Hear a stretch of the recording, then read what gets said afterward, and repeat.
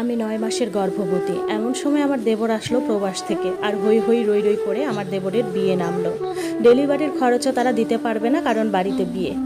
আমি যেন সেটি আমার বাবার বাড়ি থেকে আনি। শারীরিক অসুস্থতার ঘর ভর্তি মেহমান, কাজ, আমার অবস্থা আরও খারাপ। আমি মুখটা শুকনো করে রাখতাম, মুখে হাসি থাকতো না। আমার শাশুড়ি আর ননদরা মিলে আমাকে বলতো আমি নাকি হিংসা করছি, তাই আমার মুখে হাসি নাই, মুখটা কালো করে রেখেছি আমি। আমার শ্বশুরবাড়িতে যখন ঘর বাড়ি দেখতে আসলো দেবরের শ্বশুরবাড়ি থেকে, কত আয়োজন, কত খাবার, কত কি। আমার সাহসে কুলালো না ওখান থেকে ধরে কিছু খেতে, যদি মুখের উপর তারা কিছু বলে দেয়। আমি রুমে এসে শুয়ে রয়েছি, তারা সকাল থেকে সব করছে, আমি ভারী পেটটার জন্য কিছু করতেও পারছি না। আমার শাশুড়ি রুমে এসে বলল আলহামদুলিল্লাহ আমার বড় ছেলে এমন বউ আনার জন্য। আমি দেখাই দিব আমার ছোট্ট ছেলের বউ এনে কেমন মেয়ে আনবো। আমাদের ভালোবাসার বিয়ে ছিল, আর দেবরের জন্য আমার শাশুড়ি তার পছন্দ করা মেয়ে আনছে। তাই তিনি সুযোগ পেলেই আমাকে কথা শোনাতে পরোয়া করেন না। আমার শাশুড়ি খুব সুন্দরী, তাই ছোট্ট ছেলের বউ আনছেন, ভীষণ সুন্দরী মেয়ে, বড়লোক পরিবারের মেয়ে। গ্রামে এমন বউ পাওয়া ভাগ্যের ব্যাপার, আমার শাশুড়ি বলেছেন। মেয়ের বয়সও অনেক কম, আমার আবার বয়স খুব বেশি, 24 বছর। তিনি যেটা আনছেন সেটা আবার ফুলের কলি এখন। আমি ইয়ানুফসি করছি, শারীরিক কষ্টে ওনার এগুলো শুনতেও ইচ্ছে করে না। প্রবাস থেকে স্বামী ভয়েস পাঠিয়েছেন, আমি কেন কোনো কাজকর্ম করছি না। তিনি আবার খুব মা ভক্ত।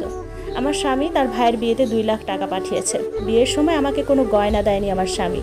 বিয়ের পর একবার যখন ছুটিতে আসলো তখন একটা চেইন এনেছিল। প্রবাসী স্বামী ফোন করে বলল আমাকে সেটা ওনার মাকে দিয়ে দিতে, কারণ বউকে নিশানা স্বরূপ চেইন দিতে হবে, না হলে মান সম্মান থাকবে না। আমি চুপ করে রইলাম, কিছু বললাম না, শুধু বললাম আমি বিয়েতে খালি গলায় থাকবো, আমার তো একটাই চেইন। তখন আমার প্রবাসী স্বামী বলল আমি সামাজিক না, আমার মনে হিংসাতে ভরা, তাই চেইন দিচ্ছি না আমি। যদি চেইন না দেই তবে ওনার ভাত খাওয়ার দরকার নাই। তখন আমি চেইনটা দিয়ে দেই। সবাই শপিংয়ে ব্যস্ত, রাত দিন বিয়ে নিয়ে কত আয়োজন, কত কথা, কত হাসি তামাশা। সেখানে আমি থাকিও না, কারণ আমার যদি ডেলিভারি সিজারে হয় তবে এত টাকা কোথা থেকে দিব।